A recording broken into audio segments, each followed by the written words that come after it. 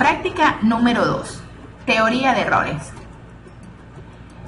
En ingeniería y en general en ciencia, la práctica número 2 es la más importante del estudio de la física o del laboratorio de física, porque la práctica número 2, que está referida a la teoría de errores, nos enseña cómo debemos comunicar los resultados de nuestros procesos de mediciones.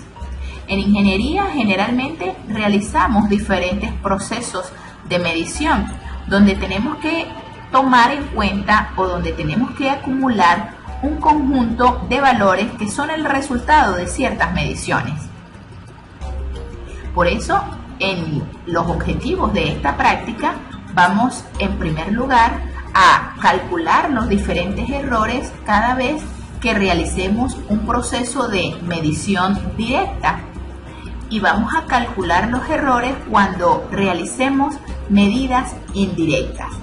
De manera que esta práctica tiene estos dos objetivos. Debemos aprender cómo calcular errores cuando hacemos medidas directas y cómo calcular errores cuando hacemos medidas indirectas. Primeramente, entendamos qué son los errores en las medidas. Los errores en las medidas son diferentes alteraciones que se producen cuando realizamos algún proceso de medición.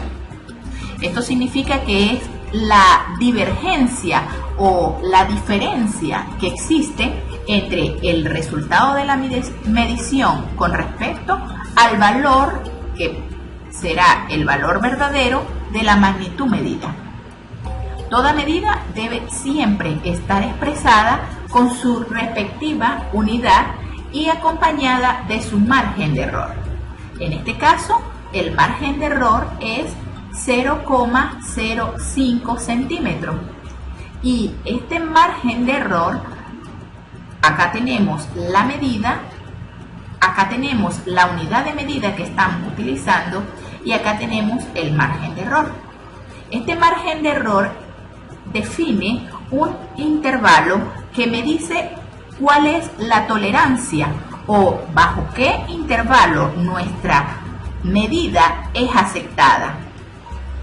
Ahora bien, el margen de error indica que el valor real de la medida está comprendido entre 17,20 centímetros y 17,30 centímetros.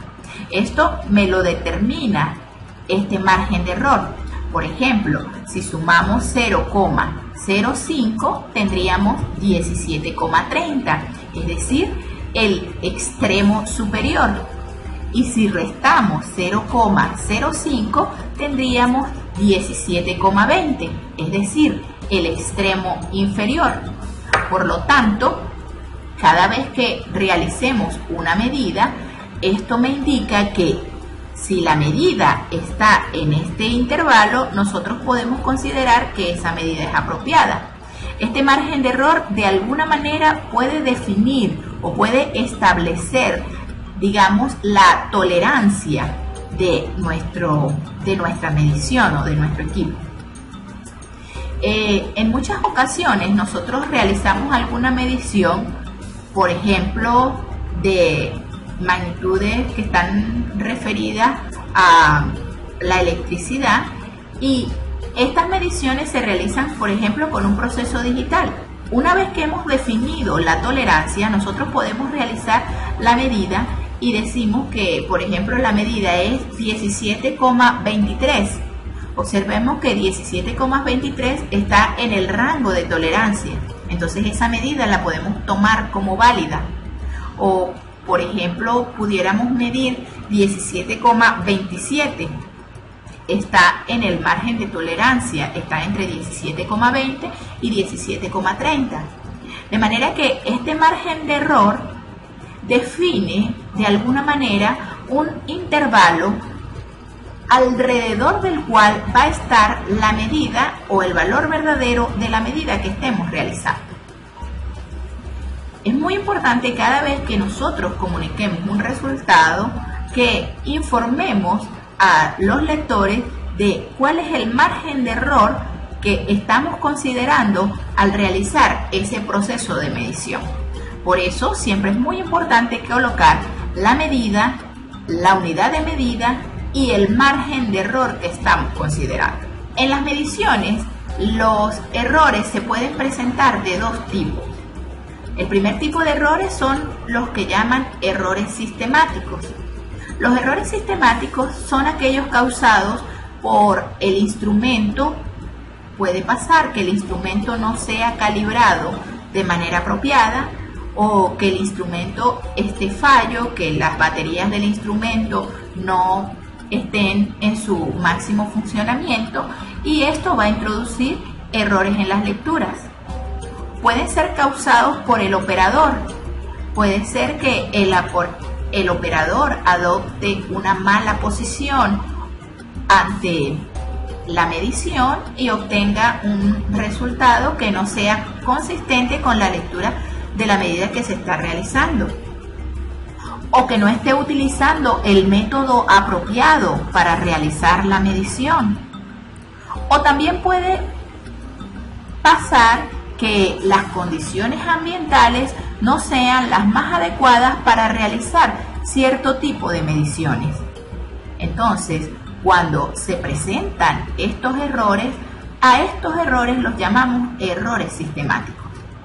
Observa que los errores sistemáticos son causados por el instrumento, por el operador, por el método de medición o por las condiciones ambientales. Son errores que nosotros como experimentadores podemos reducir o tratar de reducirlos al máximo. Es decir, podemos mejorar la batería del instrumento, podemos adoptar una mejor posición a la hora de realizar la medida y mejorar el método de medida, o podemos tratar de ajustar las condiciones ambientales o del entorno para que la medida sea la más adecuada.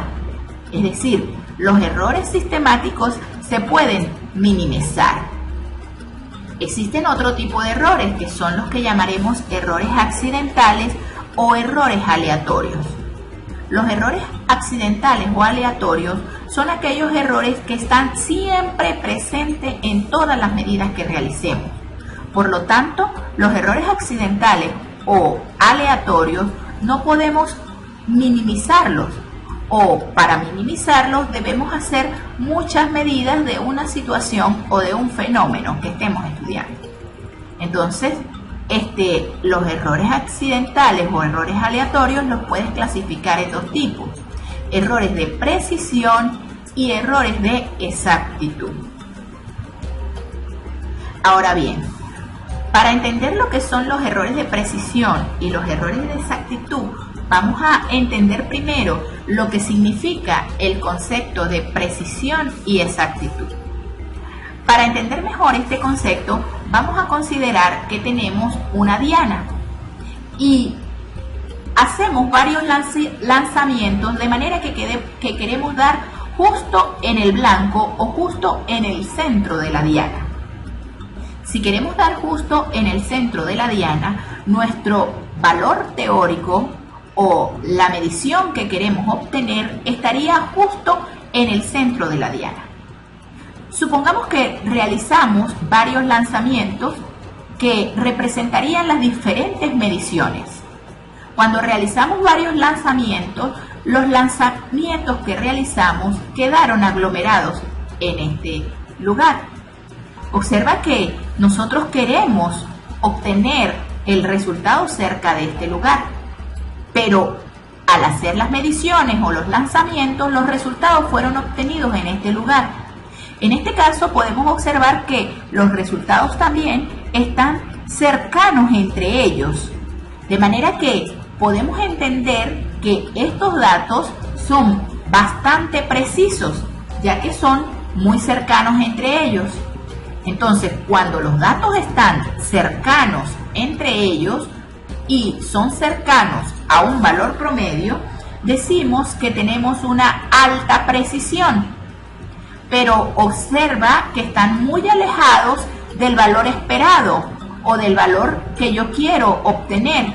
Por lo tanto, tengo una baja exactitud. De manera que el concepto de precisión me permite comparar un conjunto de datos entre ellos mismos y entre el promedio, mientras que el concepto de exactitud me va a permitir comparar los datos en relación a lo que es el valor esperado de la medición.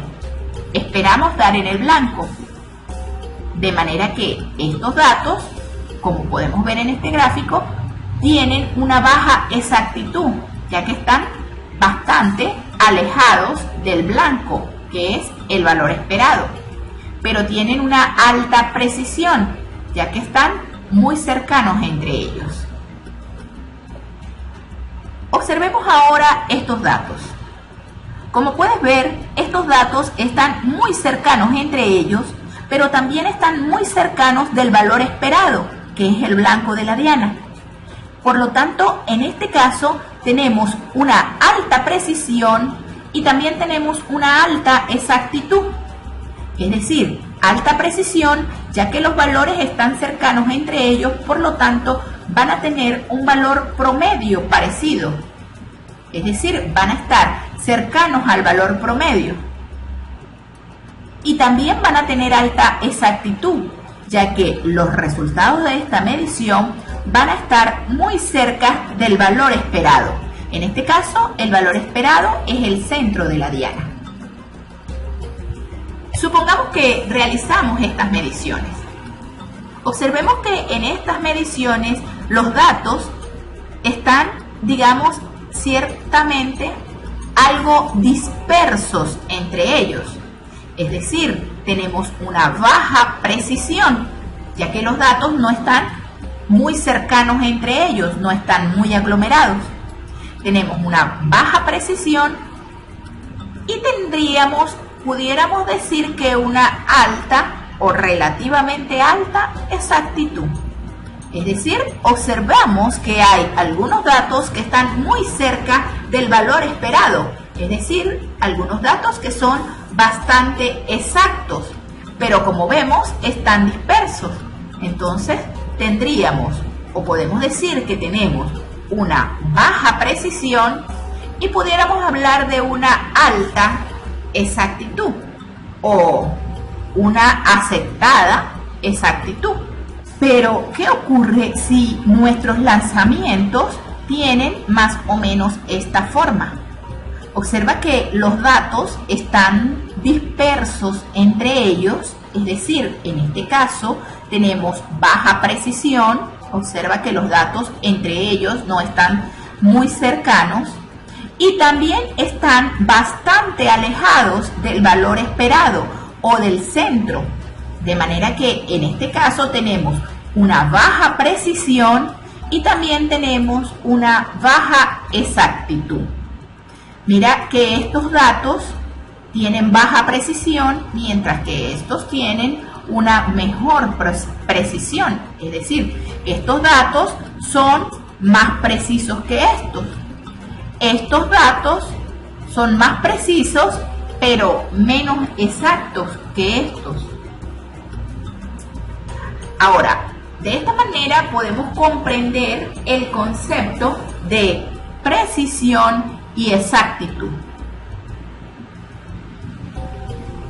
De manera que precisión es el grado de concordancia o de cercanía entre las diferentes medidas que se realizan sobre un objeto. Es decir, qué tan cercanas están las medidas que realizamos. Mientras que la exactitud es el grado de concordancia entre las diferentes medidas que se realizan comparadas con el valor real o el valor establecido y previamente definido del objeto.